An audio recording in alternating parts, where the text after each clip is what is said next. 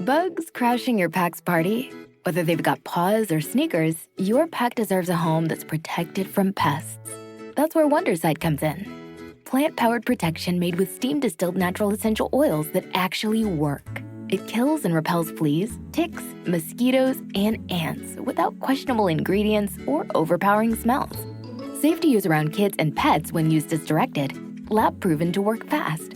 And proudly made in the USA. We offer sprays for pets, people, homes, and yards. Plus, spot-on treatments, collars, and even shampoos. Whatever your pack needs, we've got it covered. Founded by a pet parent looking for a better way to protect her dog Luna, Wondercide's now protected over 21 million lives and counting. You might have even seen us on Shark Tank. Go to Wondercide.com and use code WONDER20 for 20% off your first order. That's WONDER20 at Wondercide.com. Wondercide. Protect your pack with plant-powered Wondercide today. Hello, my name is Kevin Tudor, and I'm one of the 3 hosts of Almost Major, a film podcast dissecting many major indie studios and the films they release. Every week, myself, Charlie Nash, and Bryden Doyle discuss overlooked, forgotten, or bona fide classic indie films via studio-specific miniseries. We've previously covered numerous films from Artisan Entertainment, Lionsgate Films, and New Line Cinema. Titles including The Blair Witch Project, American Psycho, Dogville, But I'm a Cheerleader, Saw, Requiem for a Dream, and Ringmaster, you know, the Jerry Springer film. Anyways, we have a fun time every week and we hope you will join us. Subscribe to Almost Major wherever you get your podcasts. Now proudly a part of the Someone's Favorite Productions podcast network.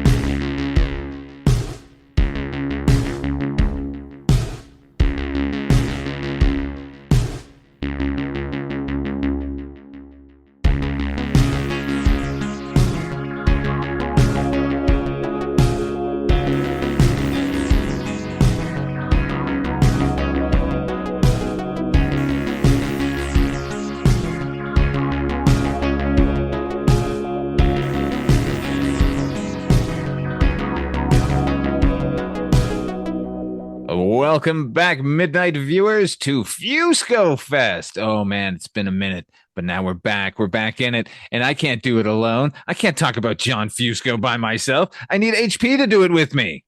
Fusco Fest is back, Father Malone. I'm so excited. What are we digging into today? It's like spring break, man. I just want to fucking run around and drink beer from funnels and ride horses. That would be appropriate. What are we watching today? My God, man. From March the 5th, 2004. That was the release date. Directed by Joe Johnston. Written by John Fusco. Starring Vigo Mortensen. Omar Sharif, motherfuckers. This is Hidalgo. My father was a cavalry scout. And he fell in love with the chief's daughter. Married her. I was never really sure where I belonged. Sometimes I think the only one I can count on is Hidalgo. You've done me proud, partner. Frank Hopkins and Hidalgo are legends. They've never lost a long-distance race. Perhaps you have never heard of the great ocean of fire. A 3,000-mile race across the Arabian desert. We're betting on the last American cowboy. You think we got one more in us? I'm greatly pleased that you've accepted my challenge. What breed is your stud? Hidalgo's a Mustang. Mustang? Also the Red Indian, small mixed blood. Mixed. Mustangs don't belong in races with thoroughbreds. You can say anything you want about me. I'm gonna have to ask you not to talk about my horse that way. Maybe we should give you a head start. I'm not here to insult anybody, sir. Call it. I'm just here to race.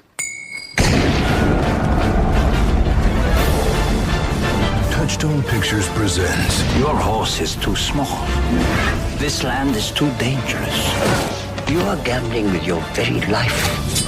The incredible true story of a man who went halfway around the world to find himself. The Indians of the West. Have you seen their vanishing kind? I am their kind. And the friendship that inspired a legend. Hidalgo is the one who believes in you. But can you believe in yourself? Vigo Mortensen.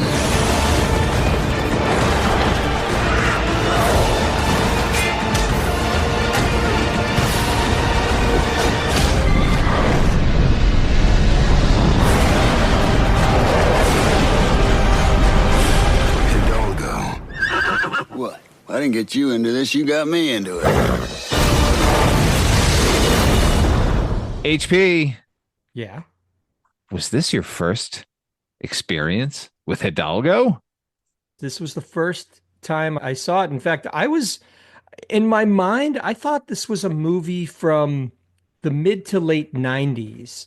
It had that feel to it. Maybe part of it is seeing that good old Touchstone Pictures logo at the beginning kind of put me in the mind of that. But yeah, this was my first. I was surprised that this came out after Lord of the Rings, after Vigo Mortensen's star-making turn as Aragorn. So I was shocked. I was shocked in a lot of ways, as we'll talk about. But yeah, this was my first time. I was a movie theater projectionist who showed this movie back in the day, back in 2004. I was already in Las Vegas, so I was showing it over at the Orleans back in the day. And because of that, I was convinced I had seen the movie. I had never seen this fucking movie. I couldn't believe I'd never seen this movie. And now I remember building it up. I remember checking the cues and that the reels were all cut together, that the image looked good. I must have been really busy and not sitting in the theater watching it. Probably had a lot of prints to watch in one night and chose something else. I'm really shocked. I thought for sure that this was something you'd seen forever ago. No, and shame on me, but I'm glad to have seen it for this. And what was the story on this one, HP? What's the story of Hidalgo? So the story of Hidalgo, Father Malone, is an interesting one. Now here, as I recall, Disney got into a little bit of hot water about how they marketed this movie. This movie was marketed as being based on a true story. And I think technically that's true, that there was a person named Frank Hopkins who was a long distance Mustang rider in I guess it would be the 1800s, right? Yeah. And I think he performed in Buffalo Bill Cody's Wild West show. Anyway, he was known as being like the king of the long distance marathon horse ride. And in the movie, a sultan, a sheik, takes affront at this guy who races on a Mustang, which isn't considered a very regal, or what's the word I'm looking for? It didn't have the breeding that the stallions in Africa had. So he is recruited to race in this brutal cross-continent race. It goes through Iran and Iraq, and the winner gets $100,000. But this is a race that not many people survive. I think dozens and dozens of people don't make it because you're crossing desert after desert.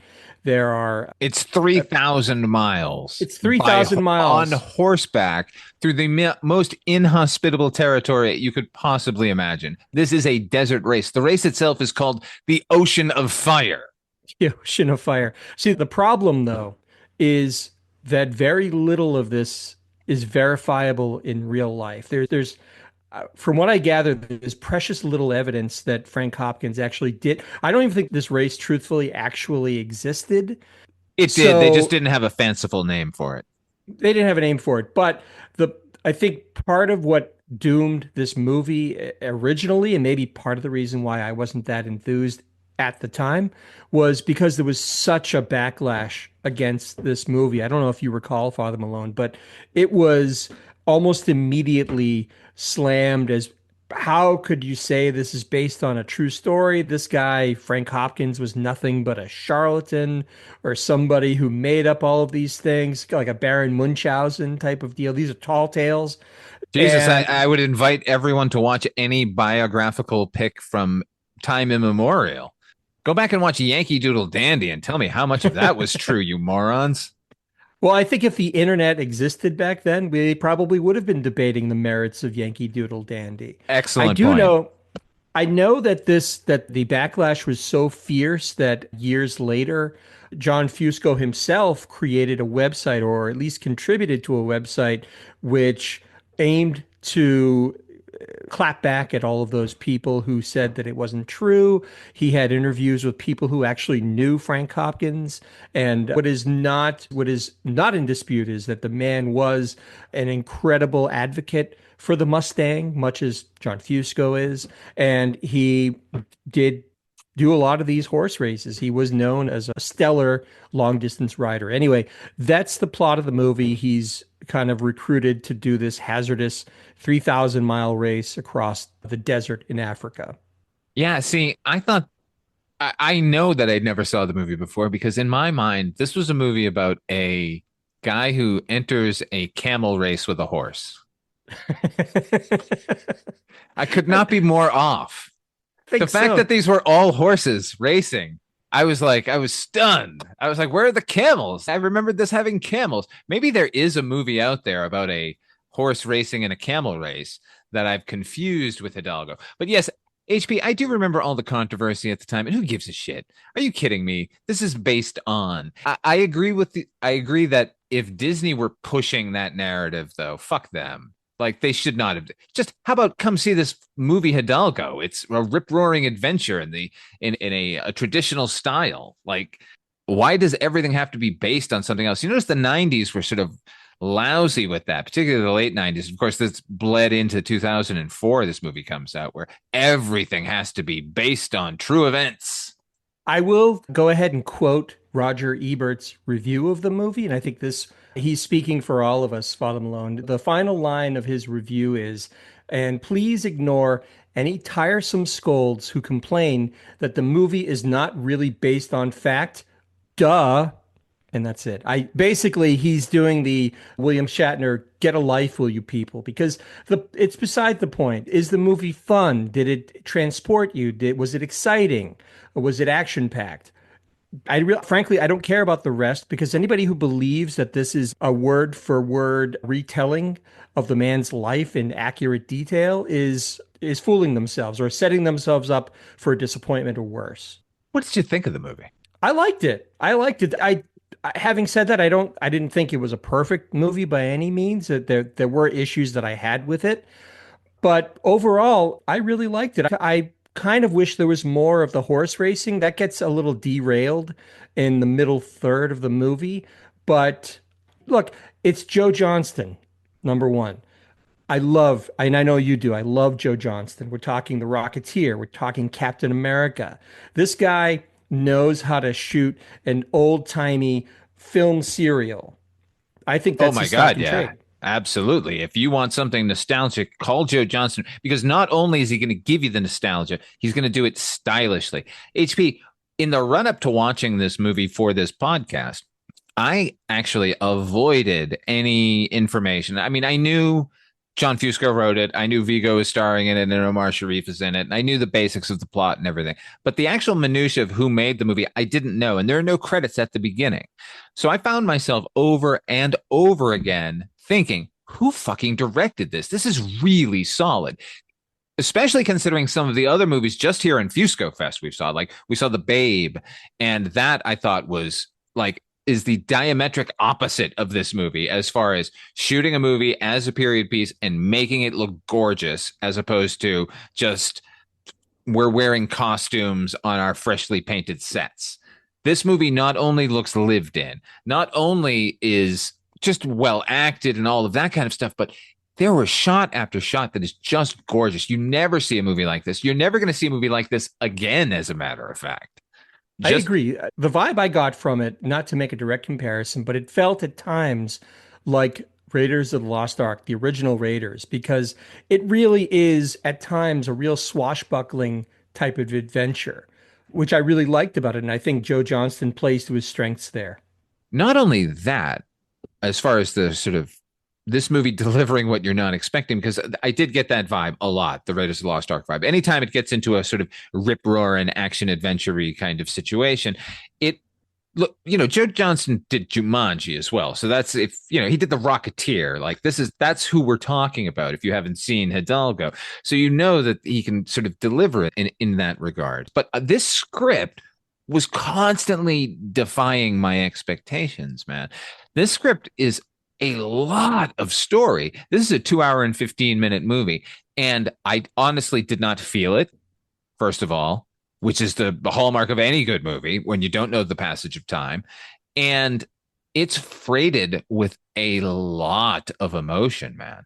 Like the opening of this movie. Now, we said it like you kind of painted it in broad strokes, but like Frank Hopkins at the beginning of this film is effectively a Pony Express rider who is running dispatches for the U.S. military.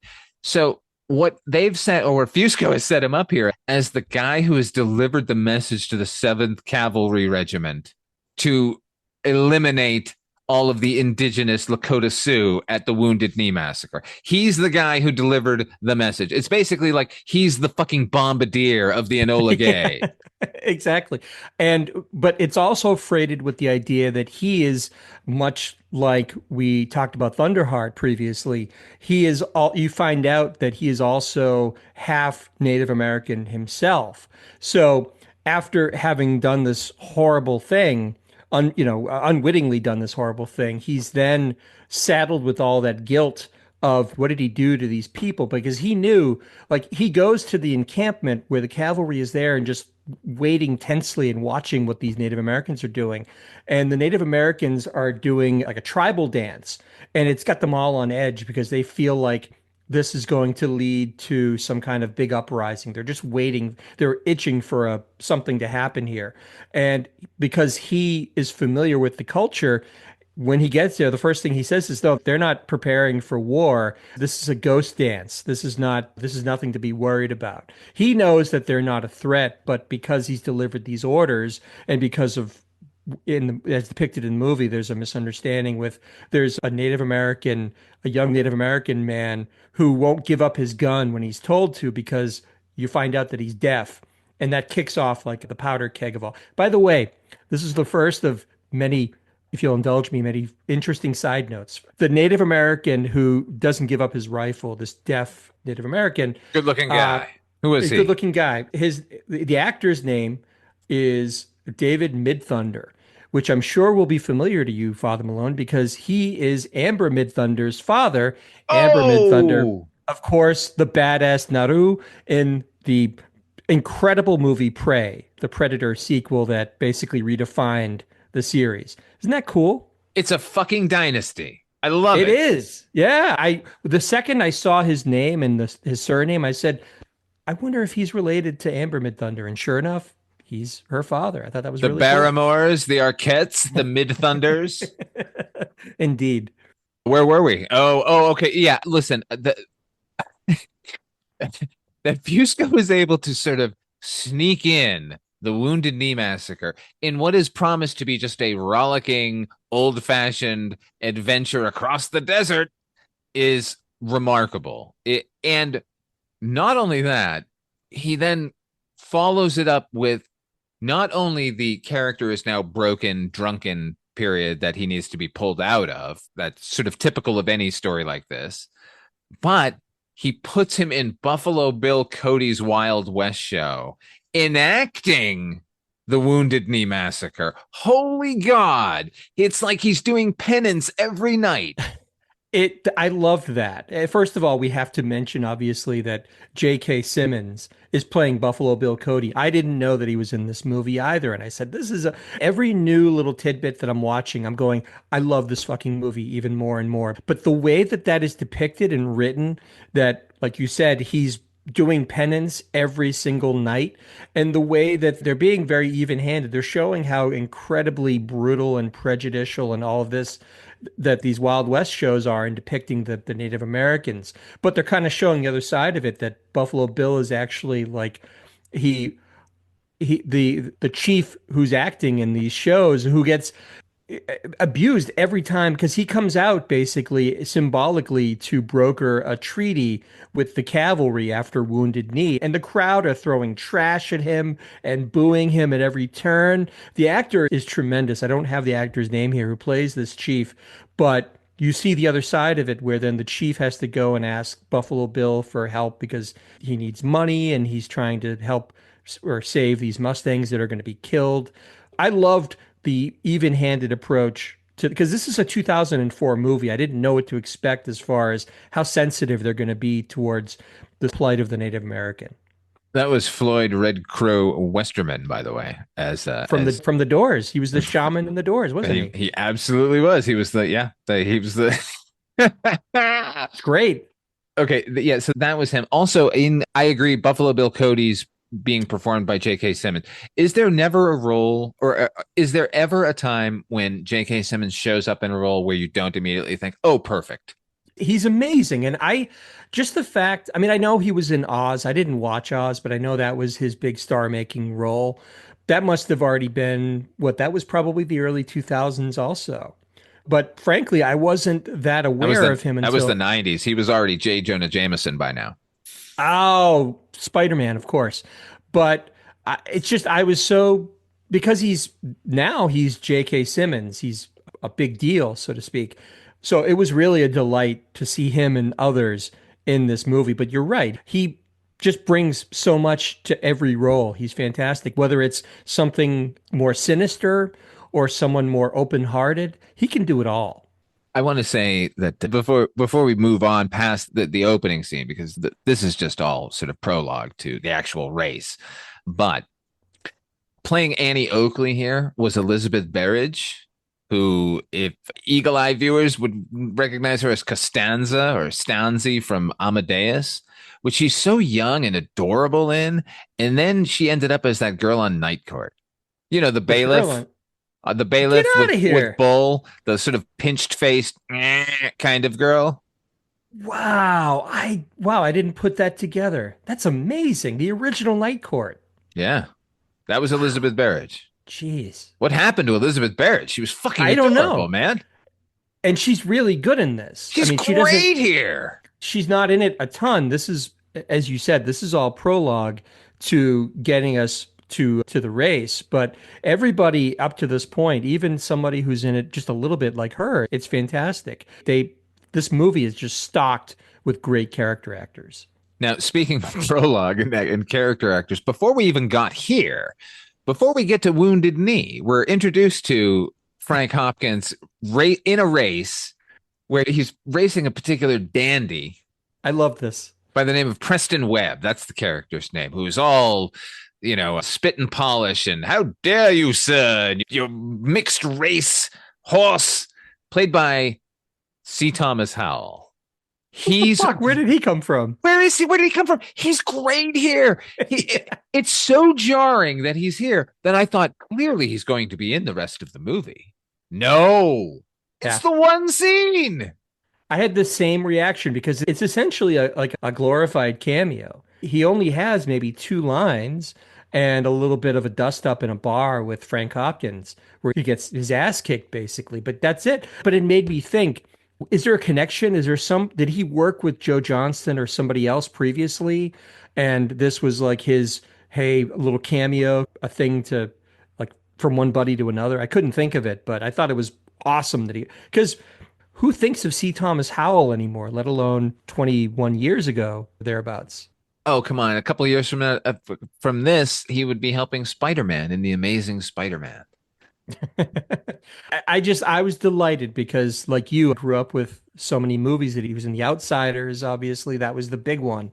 So it was kind of, it was jarring, and I had the exact same reaction. I said, okay, this is going to be one of Frank Hopkins' antagonists. Nope. He's in it for about 5 minutes, and then he's gone. On to the next adventure. Indeed. Okay, so you mentioned it, that this movie is predicated on a slight, basically. That the claim has gone out that Frank Hopkins' horse is the fastest and longest distance running horse in the world. And a chic around the world has taken umbrage with this and has invited him to join the race and prove it. Put up or shut up, basically. It's $1,000 basically and 1,000 silver coins with $100,000 purse. So all of the Wild West show people, 100 of them or so, pony up 10 silver coins, and off he goes, where he meets immediately Malcolm McDowell. Another shock. I was like, what? He's uncredited in this. He doesn't even have a credit, Father Malone. As Major Davenport.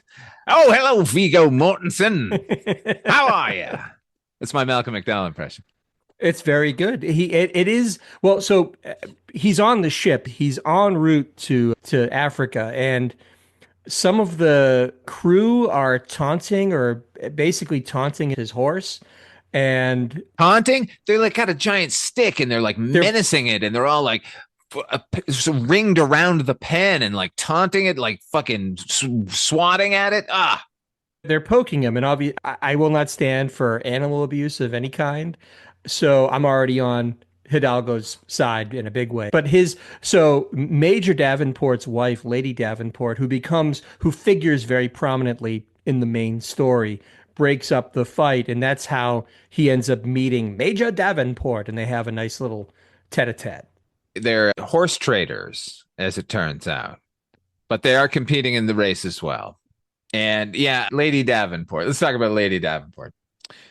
Who's the actress? Let me find her name. Louise Lombard as Lady Anne Davenport. Apparently was on CSI for a couple of years, the actual CSI, but that was the show I checked out. And as soon as William Peterson was gone, so was I. She looked exceedingly familiar to me, but I did not watch CSI, nor could I really associate any of her credits to something that I would have known her. She's very good in this, though, I will say. For somebody who has a bit of a hidden agenda, I think she plays it really well. Deceiver! You can tell she's a deceiver right from the beginning. Yeah, well, anyone who wears as many veils and weird hat things that drape across her eyes, I think that's Joe Johnston signaling us without telling us that this person has a veiled agenda, so to speak. She has many secrets. Okay, now, look, here's where we meet our other major star in the movie, although we keep meeting major stars. I'm like, not to discount JK Simmons and or C. Thomas Howell and or fucking... Well, we're talking about Omar Sharif. He does dwarf everybody. It's goddamned Omar Sharif. Oh, yeah. I mean, the man is larger than life. That phrase is so overused, but in this case, it's completely warranted. Dr. Zhivago, for God's sake. Lawrence of Arabia, Omar Sharif. The 13th Warrior, Omar Sharif. World-class bridge player, Omar Sharif. So good, Father Malone. He had his own computer game called Omar Sharif on Bridge in 1992. It actually featured him narrating the game that you play. So it would say, like, he would say, bidding goes to the north. And then you would play it. And then if you did good, he would say, that was a good play. Wow. Or if you did badly, he would say, oh, tough break or something like that. But that was his big passion in life. And that's something that he was kind of known for outside of acting. Did you know that he was a world-class bridge player? I had no idea. I just know he was devastatingly handsome. He was the man had it. That's for sure. There are not many like him at all. The it factor. Now I'm going to tell I don't have a story about him, but I have a story of him. When they were filming Lawrence of Arabia, the big no prisoners charging the train sequence, Omar Sharif went to Peter O'Toole and said, I'm really nervous about that. So I've had myself tied to my saddle. And Peter O'Toole said, oh, I'm just getting drunk. And Omar Sharif said, oh, I'm already drunk.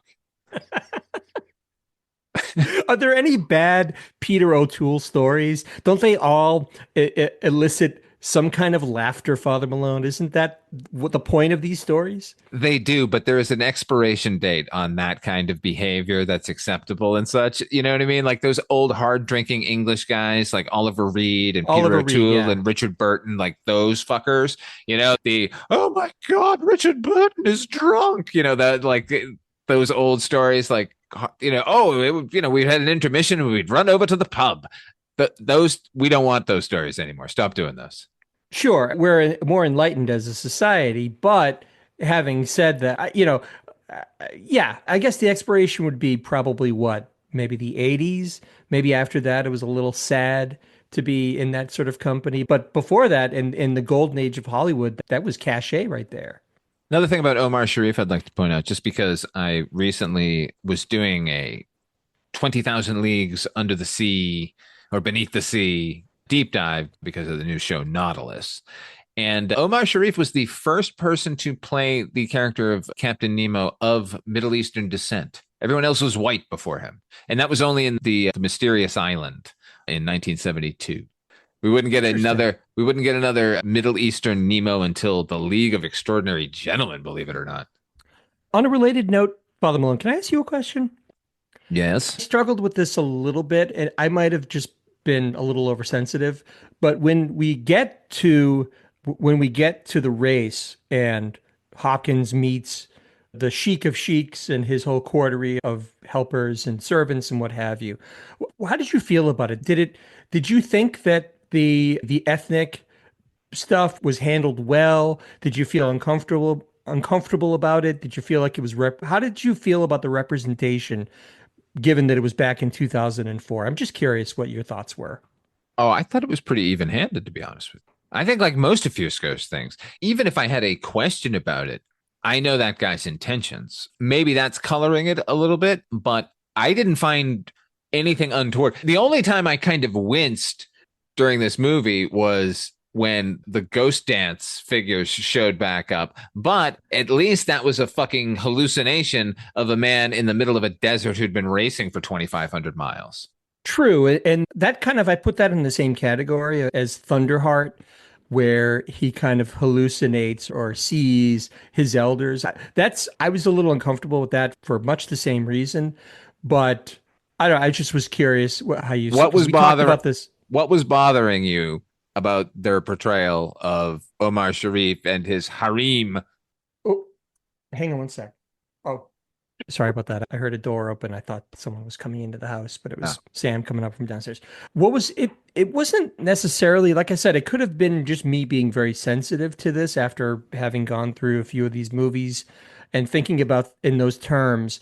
And to be honest, I didn't do enough research into the actual ethnicity of some of the actors that were portraying these Arabian types and everything. So maybe that I should have done more research in that regard, but Omar Sharif is Egyptian. It definitely, I was concerned at times that maybe it's playing into the stereotype of these sort of Arabs as being, very ruthless and warlike and stop at nothing kind of thing. That's what got me a little bit. And I can't say how much of that might have been true for the time or how much of that was ginned up just for this movie. That's what I struggled with a little bit. I found no truck with that. Thought that, I found Fusco's motivations to be above board. And I think his intentions are, make no mistake, I don't think his intentions are ever anything but pure and honest. And I think any shortcomings that I felt are of the time. So it's not like this discussion, there's an easy answer to any of this. I just was curious about your impressions of it as you were watching this, as I did. It did not impact my enjoyment of the movie in any significant way, but I felt like I had to bring it up anyway, just because it's a big part of the second 2/3 of the movie. The second 2/3 makes no sense. That's true. Okay, listen. Where was I going? Somewhere. I know where I'm going. All right. Yeah. Oh, I wanted to talk about the villain for a bit. Oh, wait. God, no, wait. What was I going to say? Shit. I don't know. Can we let's do this. Can we talk about the horse for a minute? Oh my God. Let's talk about the horse. Let's talk about horses in general. Let's talk about Mustangs. Yes. As I mentioned earlier, Fusco, when you look into Fusco's history and his socials and so forth, you will see that there is probably no bigger advocate for the good treatment of horses and the resettlement of wild Mustangs in particular than John Fusco. And I think that's very well reflected in this movie. Oh, there's a deep love of the animal, obviously. You often say like, the animal is like a major character, but it really is in this case. Like, was this just one horse? I didn't do any research at all. Is this just one horse?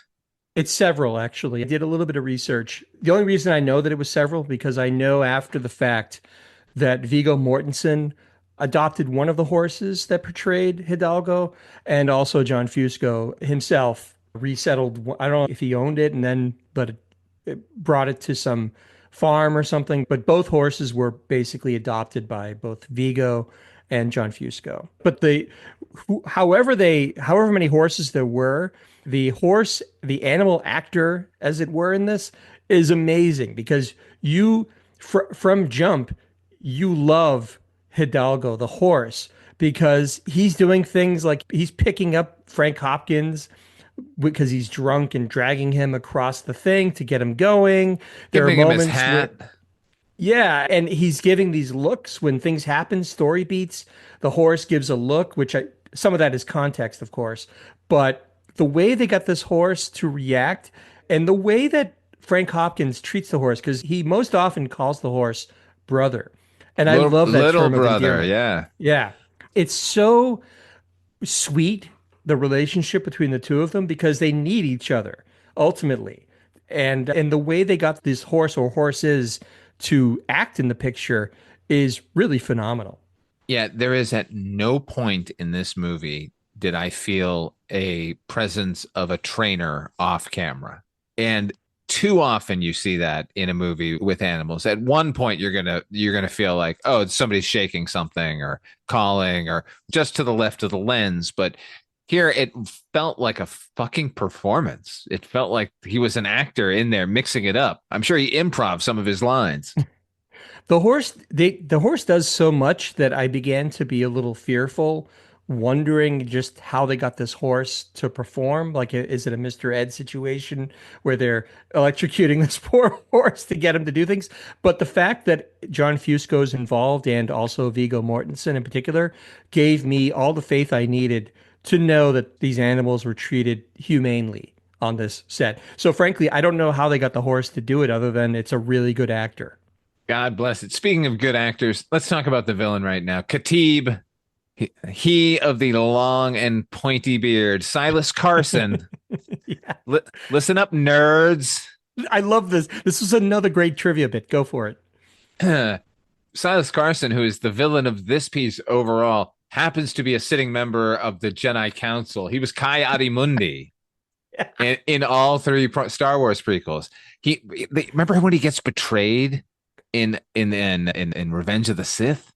When his guards turn on him, he's like running with them and he stops. He's like, wait, where are you guys? And then they fucking shoot him. Fuck those Imperial motherfuckers.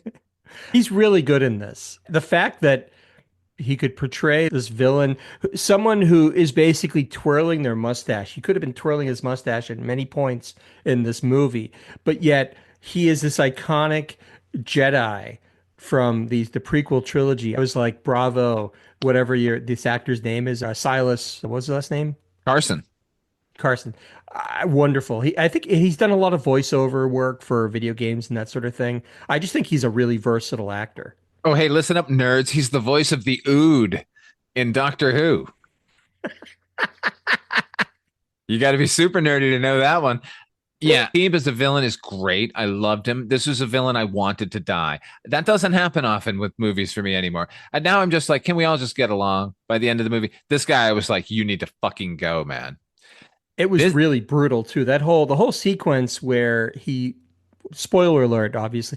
Anyone who comes into these things, Father Malone, should understand there's a spoiler alert blanketed across this. Well, definitely starting now, because we're kind of in the end of the movie here. We're not wrapping up, but we got to talk about this because it's kind of vitally important and incredibly violent and yet somehow appropriate.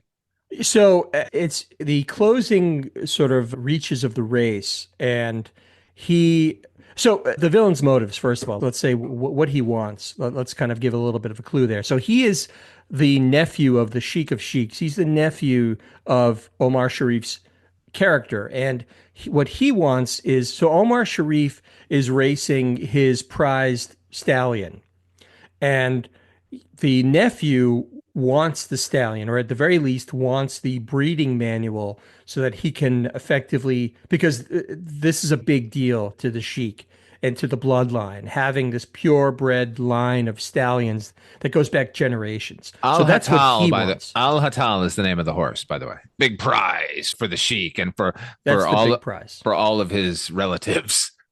And that's where Lady Davenport figures into this also, because initially she has her own horse that's racing, but you find out that she's actually in cahoots with Khatib, because if she wins the race, her horse will be able to breed with Al Hatal, and that's the only way that she can get her hands on the stud rights effectively to this other horse. So all of these different competitors and people involved in this circle are trying to prevent Frank Hopkins from completing this race and going through some pretty extreme measures to do so, including horribly, basically, Khatib. This was the moment we talked about. Khatib effectively leads him into a trap. It's like a punji pit. Oh my God. Yeah. It's the worst.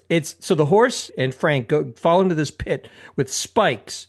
And of course, this poor horse, Hidalgo, has a spike right through its front right leg. It's awful. Oh my God. It's really awful. It's skewered. It looks completely photorealistic. I've never felt so bad for an animal in a movie as during this sequence. Really sad. But that leads eventually to Khatib's downfall. No, wait. Before that, they get out of that fucking pit. And at a certain point, Frank Hopkins is deciding whether or not to kill Hidalgo. Yes. HP. Awful. He's got the fucking revolver. Is it a revolver, right? No, is it a knife? Well, no, he has the knife. He uses the knife to remove the spike from his flank, but then he pulls out his revolver and he cocks it. And at that point, HB, I didn't know if Hidalgo was going to live or die. And I've never, listen, this might be some sort of manipulative thing, but as soon as he was saved, I fucking cried my eyes out, just in absolute relief that Hidalgo was going to continue to live.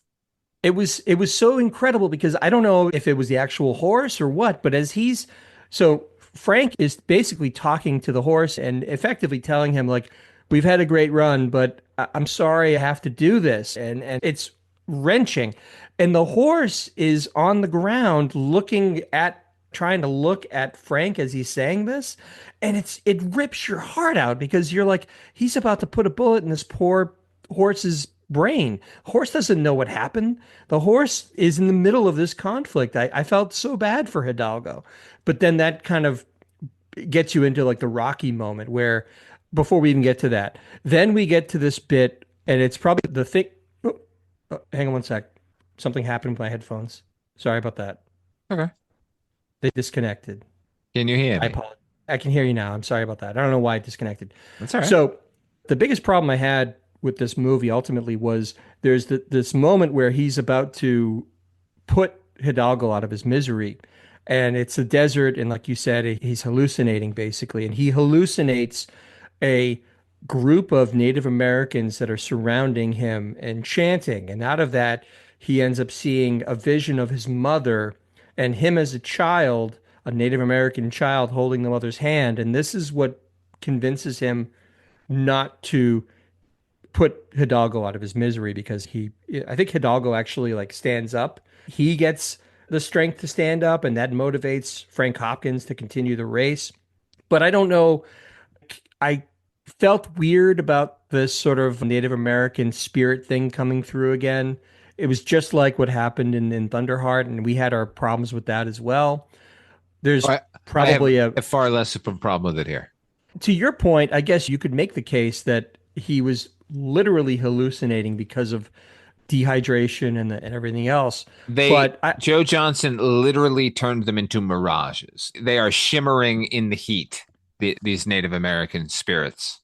Yeah, the fact that I don't know if the real Frank Hopkins claimed to have any real Native American ancestry. He did, and that is one of the Fusco facts that was confirmed. Okay. That he was in fact half Lakota Sioux.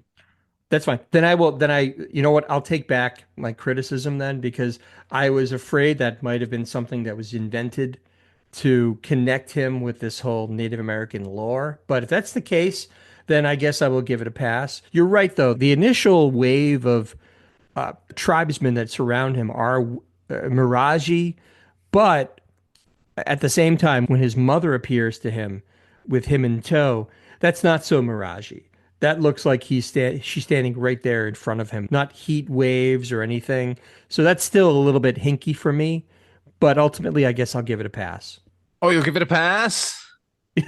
Like they need to. But yeah, I guess I see your point. You could explain it away as maybe this is just a figment of his imagination, and that kind of explains it away. Look here, man. A ghost dance is asking your ancestors for help. That's all he's doing right now. That's fair. I'll put it aside, I guess. Come on. Listen, his name is Vigo Mortensen, and he's from Sweden or something, but it's okay. But, yeah, it's fine. But anyway, that gets you to the sort of the swelling moment where Hidalgo finds the strength despite this grievous injury because it's really his decision to keep racing. If it was up to Frank, he would have said, that's it, I'm done. But Hidalgo standing up in the face of such a grave injury to his flank was incredible. And I don't know, I just, like I said, I can't say enough good things about the horse that portrayed Hidalgo, but it's fantastic. But all of that leads to a moment where we get Kati himself standing on one of these punji traps, but it hasn't broken through. It's one of these don't move kind of situation. And then Frank takes a rope and throws it to him. And I thought at that moment, you know what? He is a decent guy. I guess he is going to save Kati here. And instead, he has lassoed a piece of that punji flooring and rips it off. So he immediately plunges in and is fucking impaled. Yeah. And he has one of those sort of Schwarzenegger lines afterwards. He says something like, don't ever hurt my horse. And then he rips it and the guy falls in. The part of the reason why you think he's going to save the guy is because just prior to that. So in this race, we should mention, you are forbidden to help any of the other racers. That's, if you see someone go down and their life is in jeopardy, you're supposed to just keep on going, man. Just forget about it. So there's one particular racer that they kind of cross paths a few times. This guy with a falcon, right? I don't remember the character's name or the actor's name for that matter, but he pops up every now and again. I love that guy with his falcon. Like what a great bunch of supporting characters in this race, man. If at some point Burt Reynolds and Dom DeLuise drove in the background in a fucking ambulance, then it wouldn't have been out of character. Captain Chaos. By the way, there's a great moment where it's right after Hopkins has reached this camp and all the racers are gathering, and he wakes up in the morning and I think it's a rabbit starts to dart across the sort of prairie or whatever, and he takes out his gun because he's going to shoot it and eat it for dinner. And out of fucking nowhere, that falcon that this guy has had on his wrist for a while, like just darts down and fucking kills that rabbit, like right there. I don't know about you, that looked pretty fucking real to me. I'm sure it was probably CG or something, but I was like, wow, that is fucking intense. So that's Falcon Guy. Anyway, Falcon Guy. Played by Will Forte, the Falconer. Good call. At a certain point, Falcon Guy is racing, and he falls into what amounts to, it's kind of like quicksand in the desert. It's this big, muddy, boggy area where he falls in. It's very harrowing. Harrowing sequence, brother. Because not only is he's falling into this thing, but it's hot. It's like hot mud, and you can tell that it's burning him as he's sitting in this thing. Anyway, Frank happens upon him. And it's nighttime.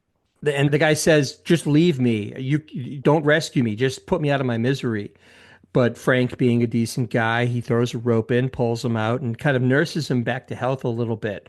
And eventually, this same guy helps him escape Kati, only to be shot himself, which is kind of sad. But anyway, the fact that you see Frank save a guy when he's expressly forbidden not to makes you think that he's going to save Kati on top of that trap.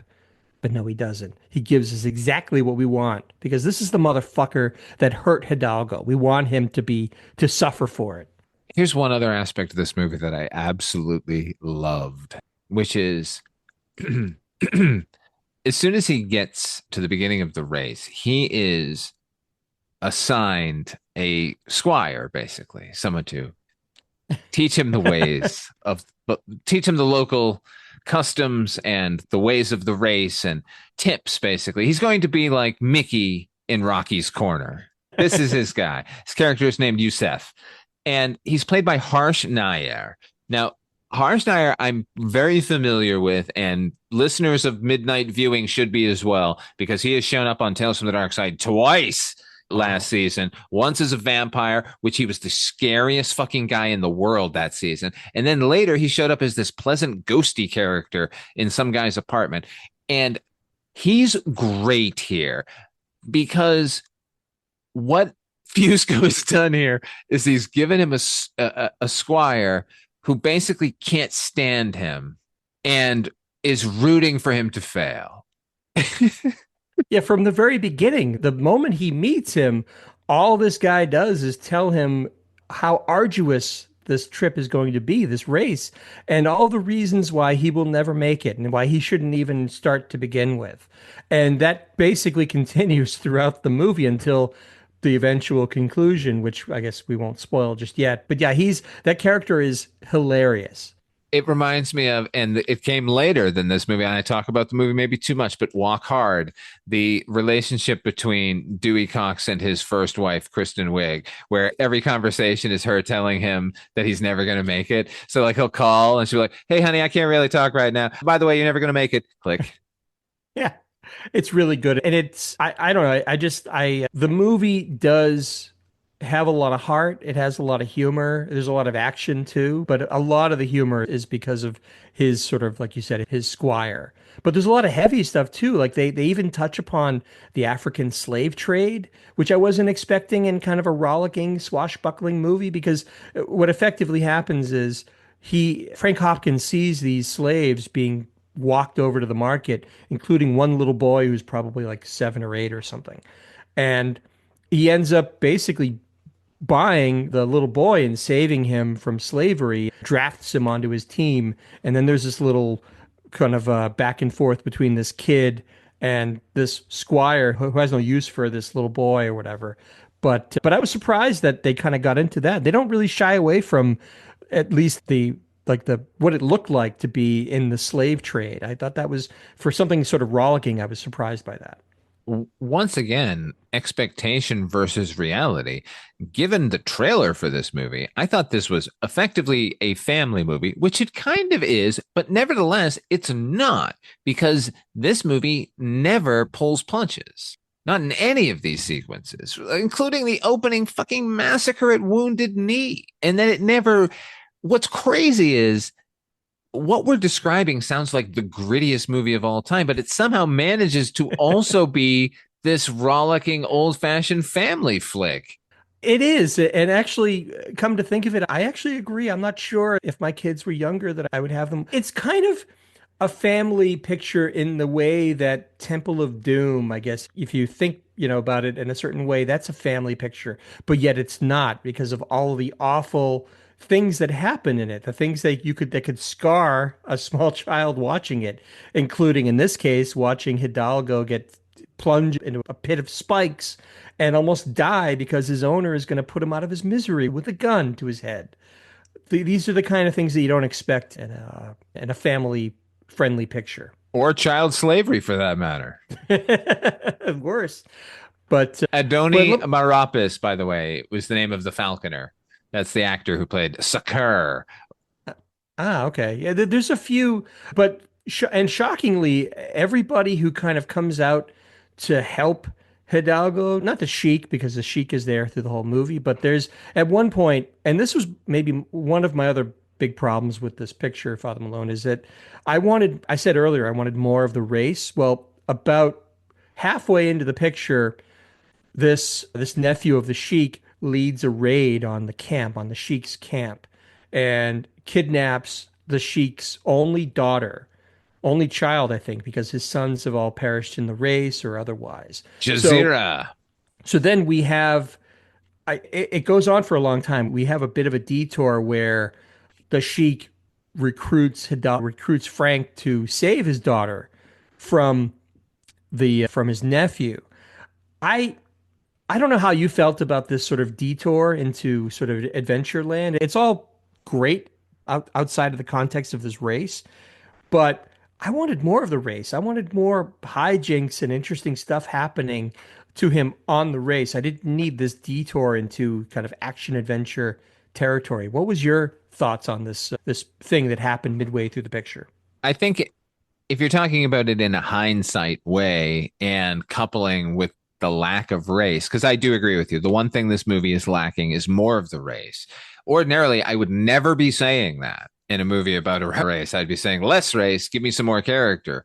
In this case, not that they skimp on the race at all. There's plenty of horses, there's plenty of fighting, there's plenty of whatever, but yes, I would like it's the racing stuff here is so good that I definitely did want more of it.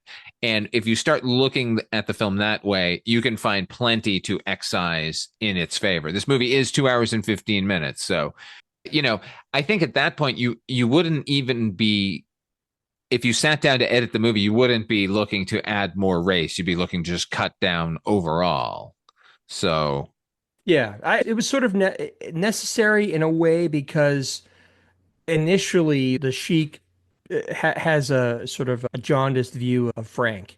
And in fact, later his daughter visits Frank in his tent, and that's a big no-no. And when he's discovered, actually, and this is another kind of horrifying bit of the movie, the penalty that Frank incurs upon himself is basically he's to be gelded like a horse, basically. Well, they're going to cut his balls off, and they have even little utensils that are ball-shaped. This is not the first time.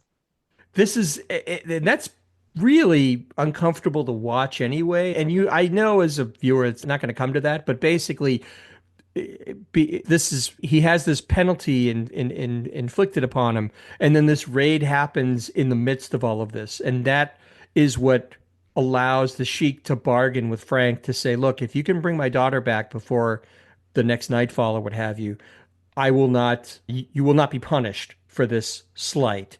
But the punishment is still pretty heavy for a family-friendly movie. Again, they're going to cut his balls off. And they come really close to it, too. And Vigo fucking sells it, man. Yeah.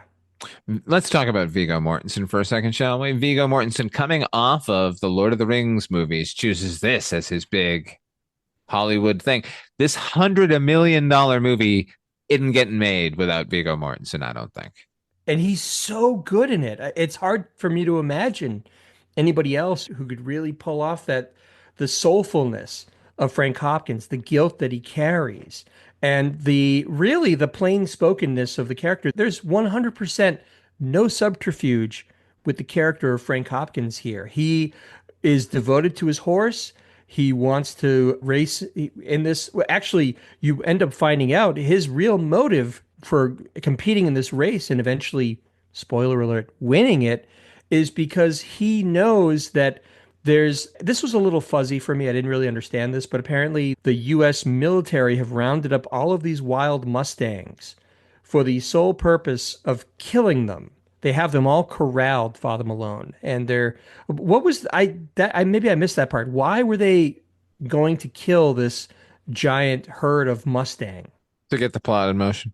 There was nothing, it didn't make sense to me why you'd want to kill these. Anyway, he wants to compete in this race, Frank Hopkins, so that he can buy the Mustangs and basically let them run free, which I think, how amazing is that? He wants to put himself through hell and back to, number one, to assuage his own guilt, maybe at his involvement in Wounded Knee. But this is his way of making up for that. He's going to do this amazing. He's going to spend all this money to save these wild Mustangs that he loves so much. So well, let's face it, it's the fucking horse that won the race. So really, he owes it to the horse to do this. And in fact, he sets Hidalgo free at the end too, which is a wonderful moment. But my point is, in saying all of this, is that the character is so pure and true, and not that he doesn't have an edge to him, and not that he doesn't have flaws and foibles, but like I said, I don't know anybody who could really pull off the character with all of those shadings like Vigo Mortensen does. This is our second tangle with Mr. Mortensen and Mr. Fusco in our Fusco Fest. He was John W. Poe back in Young Guns 2, the most iconic of the Western characters in that movie. I think I said it then too. Like Young Guns 1, it's Dirty Steve. In Young Guns 2, it's definitely John W. Poe. He's great there. He's fucking great here. He did a movie with Ed Harris a few years later called Appaloosa. I encourage everyone to see that because he's even better there somehow. Well, and don't forget about him in A History of Violence. He's amazing. He's amazing in everything he does. I was talking about his Western performances. Thank you, HP. Okay. Sorry about that. You had to go all David Cronenberg. But he's the guy. Remember him in Eastern Promises? It was fighting with his dick out.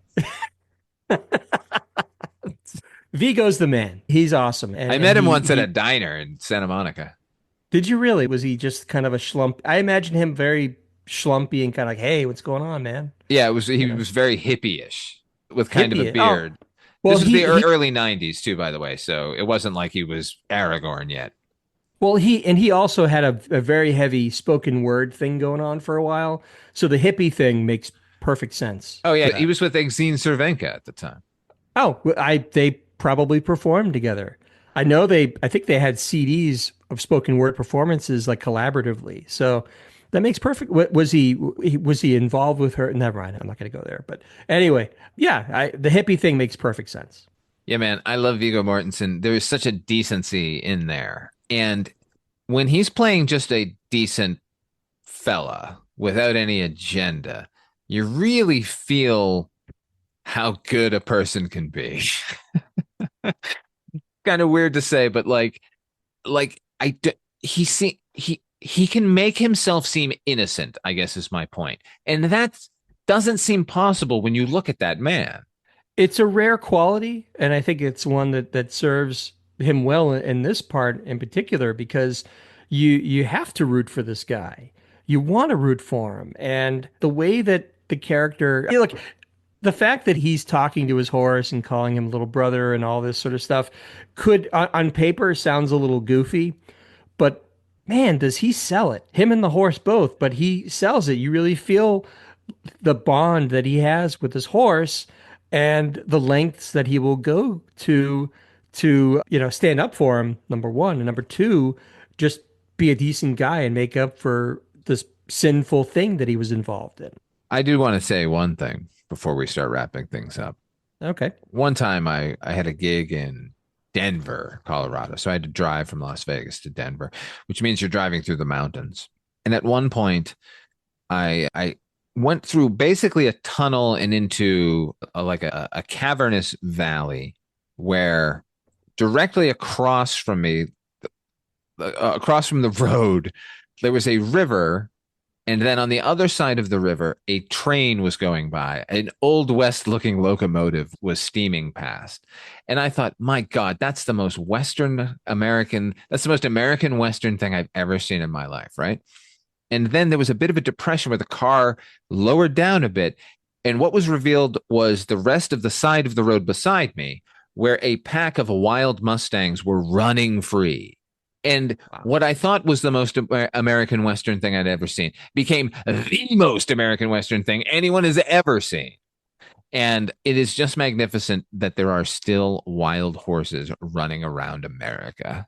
It's shocking because the postscript to the movie makes mention of the fact that Hidalgo's forebears or whatever, the children, grandchildren, and so on of Hidalgo are still alive and still running free in this area of the country. And look, you and I were raised on the East Coast. There ain't no Mustangs around here.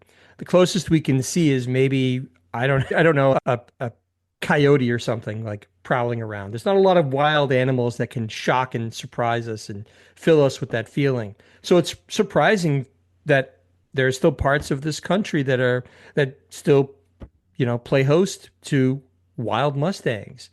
That's incredible. Like, how do they survive? There's a reason that car is named Mustang, because it's fucking awesome. Because Mustangs are fucking awesome. They are, but again, how do wild Mustangs, wild horses survive? Well, they drink water from the stream, and then they eat the hay that grows naturally.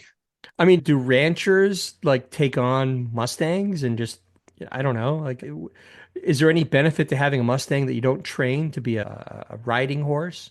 I think you should just let them be themselves and out there and doing their thing. I don't want anyone jumping in a fence and putting a saddle on me and saying, now you're my horse. I have a question for you, HB. Is this the best horse movie you've ever seen? If not, which is? That's a good question. That begs the response, what other horse movies have I seen? The Black Stallion. No, I never saw it. Wow, really? I saw that movie in the theater twice. No, I remember the commercials on TV, but it wasn't something that I was clamoring to see. Wait, while you think of that, I'd like to say earlier I mentioned the sort of advertising this movie convinced me it was a children's movie. It also convinced me that a good portion of this movie was going to be spent during a sandstorm, whereas that sequence lasts about 2 minutes. Yeah, and that also features some of the awful special effects. I have to say it. We didn't talk about it yet. There, some of the effects in this movie are abysmal, and they all have to do with computer generated, the state of the art at the time. There's the sandstorm, which looks terrible. There's at one point, Khatib, as part of his trap to kill Hidalgo, he releases 2 leopards into the desert. I loved it. Well, it was an interesting idea, but the leopards are so badly animated that it took me out of the whole plot. Disagree. I loved it. Yeah? Okay. Oh, yeah. I was in for penny and for pound. And you know what? It was never going to look real unless they were actually having those animals. And it was never going to happen. It felt a little bit like Jumanji? No, like Gladiator. Well, when they released the lions and stuff. But it's not that bad, man. Come on now. No, not that bad. But in answer to your question, it's up there with my favorite horse movies. I think probably Seabiscuit is somewhere in there. I remember liking that very much when I saw it. That was a long time ago. But I can't think of too many right now. Secretariat I never saw. I don't know. What's your favorite horse movie, Father Malone? Well, I actually do have a soft spot for the Black Stallion because it is so melancholy. And you know me, HB. If a movie's out to depress a young child, then it was specifically made for me. Bless the beasts and children. Oh my God, there you go. What's a good horse movie? Thoroughbreds. That's a really good horse movie. Okay. The horses are tangential almost to the plot of that movie, but nevertheless, that's probably my favorite movie involving horses. Let me think. I do not like any version of. Well, never mind. I'll tell you what, man. Yeah, you're about to say War Horse? Yeah. Oh boy, War Horse. Where was the war? Spielberg. I don't know. I never saw that one either. Oh, I saw that in the theater, man. I was wildly disappointed. It really is a story of that horse. Yeah, in excruciating detail, I'm sure. But yeah, put it this way. This is probably top 3 in my favorite horse movies that I can think of right now on the top of my head. What's the name of that Bobcat Goldthwait horse movie? Oh, was that not Let It Ride? No, that's the Richard Dreyfuss horse movie. Is it by any chance called Hot to Trot? I think you might be right. Oh, you know what? You know, it's a pretty goddamn good movie involving horses recently. Nope. What's that? The Jordan Peele movie. Yeah, that's great call, Father Malone. Yeah, well, great call. It shouldn't have taken us this long. That movie's like 5 years old. Well, it didn't. I mean, that's a UFO movie, or first and foremost, horses. It figures into the plot, but it's not. It didn't come top of mind. But you're right. That is a good horse movie. Hot to Trot was the name of that movie, by the way. Ridiculous. Yeah, he was the voice of the horse, right? Oh, no, he's in the movie with the horse. The horse is voiced by John Candy. That's right. I thought it was the reverse. I thought it actually, you know, what you're saying makes sense given how weird Bobcat's vocal range was at that moment. Yeah, that was a bad run for John Candy. Rest in peace. Deliriously bad. Yeah, that's that. But you know what though? If someone like Eugene Levy can have like a second act, and you remember Armed and Dangerous? That was a movie he did with John Candy. That was terrible. Yeah. Terrible movie. But he can be such a respected actor now. There's room for everybody. Oh, John Candy was well on his way. I point everyone to JFK. His sequence in JFK, so fucking good, man. He was poised to be a really good dramatic actor. Yeah, that is a damn shame. They're going to tap dance all over your head, Jimbo. Cock-a-doodle-doo.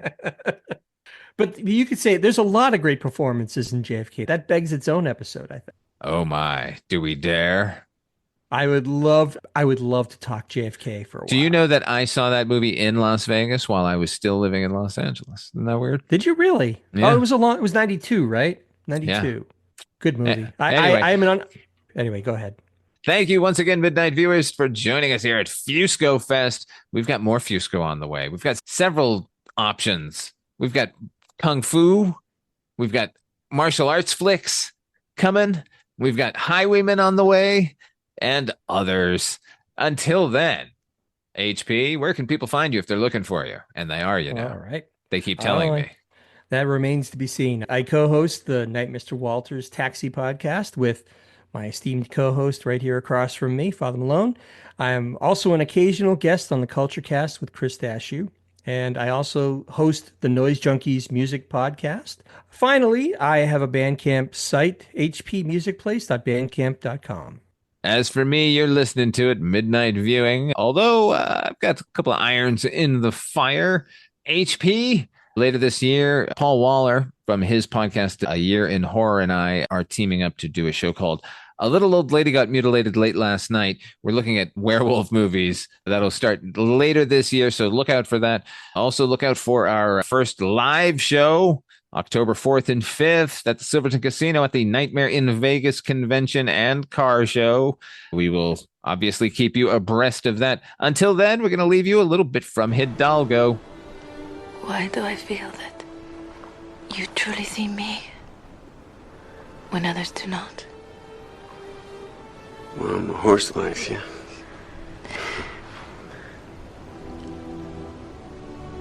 Even a blind man could see that you're beautiful.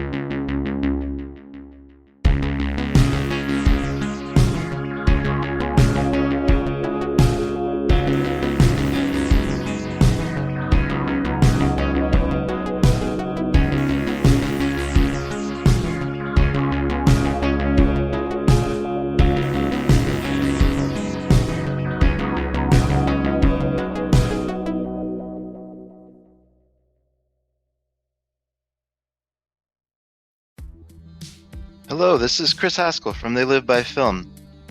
For those that don't know us, Adam, Zach, and we built a podcast over the last 2 years that's a combination of film discussion from 3 very different perspectives, as well as industry interviews with the leaders in boutique Blu-ray and 4K community. We started with Dev Crocodile, but over time we've been lucky enough to speak with Arrow Video, Severin, Mondo Macabro, Vinegar Syndrome, Radiance, Indicator, most of the OCN partner labels. It's been a blast. You can find us wherever you podcast, and also actually recently as part of Someone's Favorite Production Podcast Network. We hope to see you online.